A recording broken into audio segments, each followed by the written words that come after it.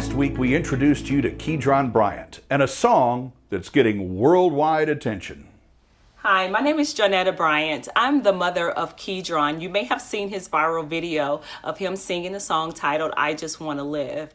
I'm a young black man doing all that I can. I was blessed to have been the person to write those lyrics.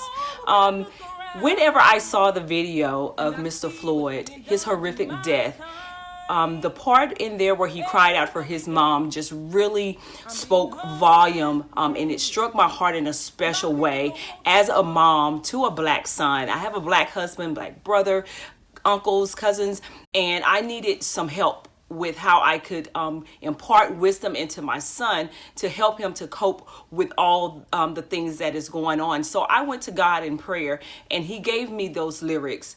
I presented them to Kedron and I told Kedron, son, I need you to pray over these words, meditate on them so that you can get them deep down within you because you're going to need some wisdom from on high. And Kedron prayed over them. And after he was finished, he came down and he said, Mom, I'm ready. At that point, we videoed him singing it and we posted it. And it has just spread like wildfire. The message is getting out and our hope is that we will see permanent change. I just want to live. Shortly after his song's release, 12-year-old Kedron was signed to a contract by Warner Records. You know, Juneteenth marks the day slaves in Texas learned they'd been emancipated. But as one highly respected historian points out, slaves weren't the only captives who were freed.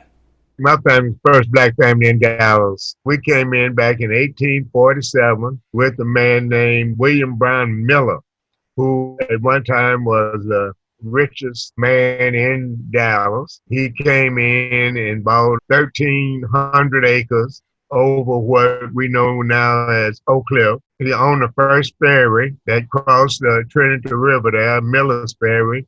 Garden Granger read General Orders number 3 at the Ashton Hotel down in Galveston, Texas. But people are under the impression that Lincoln read the Emancipation Proclamation, January 1st, 1863.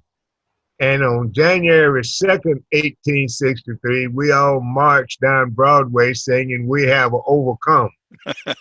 Texas celebrated Juneteenth, but the news didn't get to the Carolinas until October and November. It got to Kentucky in August, and nobody was free until 1865. We are one country.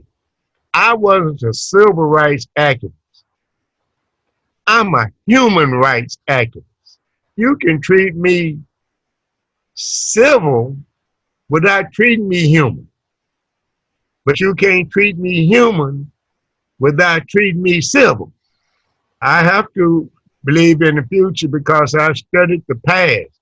And I know that the mistakes that we made in the past, if we don't study it, we're going to make those same mistakes again.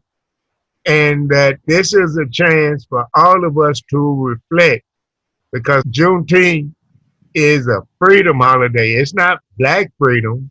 It's not white freedom. It's a freedom holiday. And that even though they had black folks enslaved, white people were enslaved themselves, because you can't hold a person down in the dirt without getting some dirt on you. So I'm hoping that we get a good spirit. Young people have always been at the core of movement. Try to figure out how to live as one America. Our story is one story. It's not separate stories. It's all one story. So Juneteenth is freedom for all. From now until the end of the month, the Dallas Historical Society is hosting an online exhibit called Juneteenth, a Celebration of Freedom. Just go to dallashistory.org. Coming up, so much more than just sports, and a coach who is much more than just football, when More Life continues.